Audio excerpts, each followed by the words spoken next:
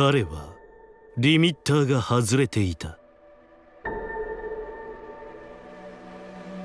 どんなに努力を重ねても生物の成長には制限が設けられている。強力すぎる力は持ち主に負担がかかり不具合を生じさせる。あるいは品性を失った怪人のように暴走を起こすこともある。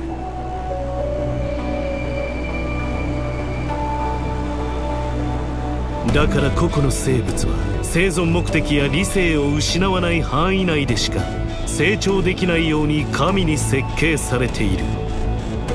それがリミッターだ。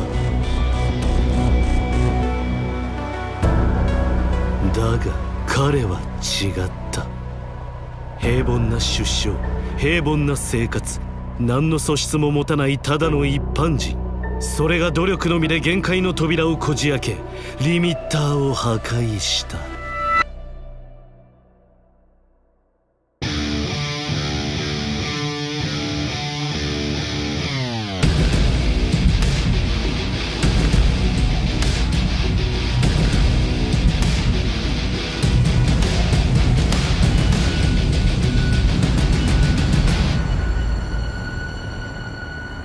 最強対最強。